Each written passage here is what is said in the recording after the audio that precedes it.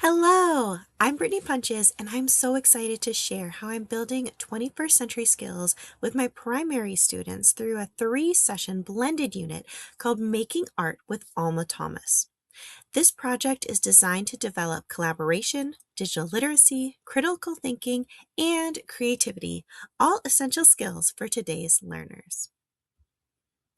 For this assignment, I've intentionally integrated digital tools across 5 modalities: learning, research, collaboration, content creation, and assessment.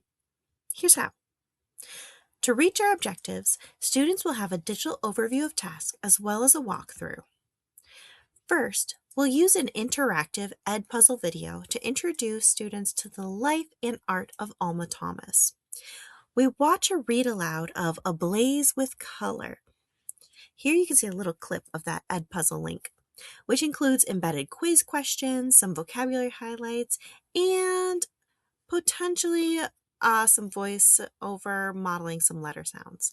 Personally, I have 4 big things mixed in, but there are some other options that we can swap out for kiddos with higher levels or greater levels of need.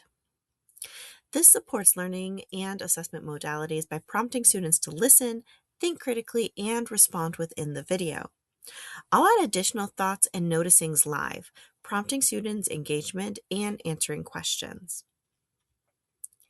Next, students explore digital content creation and collaboration.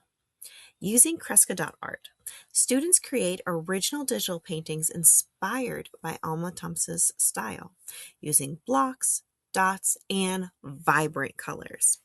They upload their artwork to shared virtual gallery walk slides so that everyone can see, discuss, and celebrate each other's creations.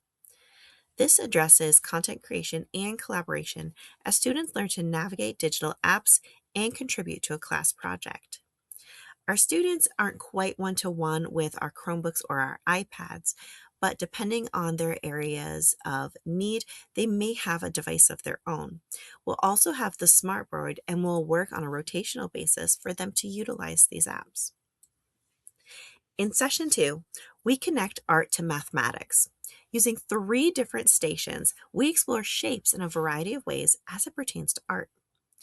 Students will use the Pattern Shapes apps to build mosaics and tangram patterns, identifying squares, rectangles, and other shapes, just like Alma Thomas did in her artwork. For students who need to prefer hands-on learning, we also use real blocks, wooden or transparent, so we can see that light difference at a small light table. Lastly, students will collage with paper tangrams.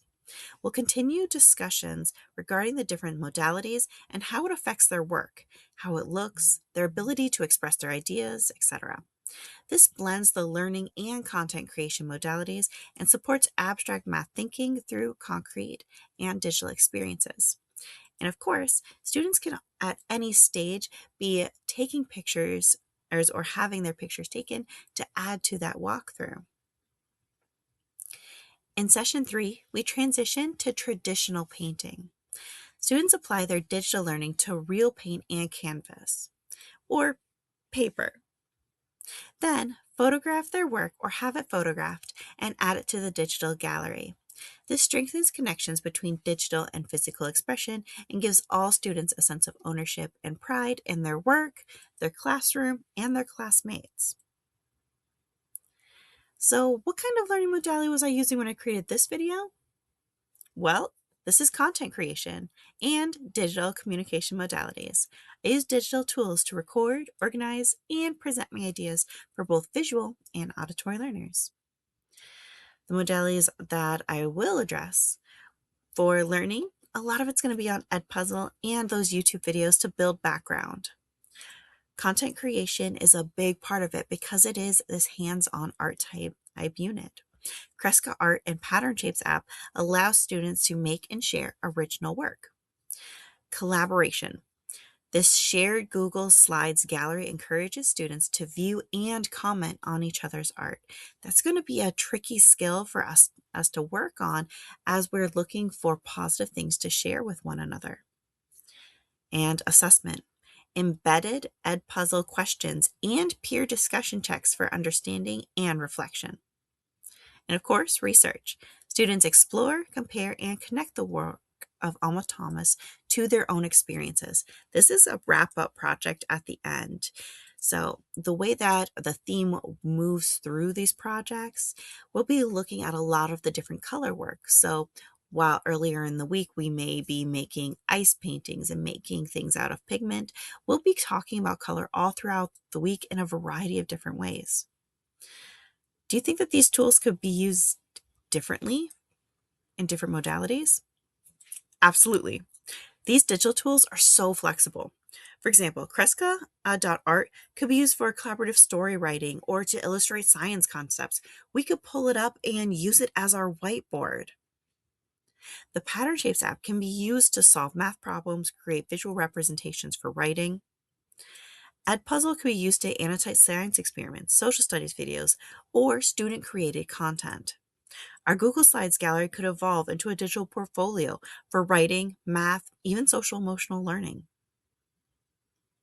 By organizing all of our resources and steps in a master Google Slides project, which we have as our project link, which we'll start each day with and will be in a home location, I ensure that everything is accessible, visually scaffolded, and easy for those young learners, including those with disabilities like my classroom is made up of, to navigate. It would be just as easy to utilize within a fully virtual space as it is within my classroom routine. Overall, these tools don't just support the standards, they make learning more creative, collaborative, and inclusive. Thanks for listening.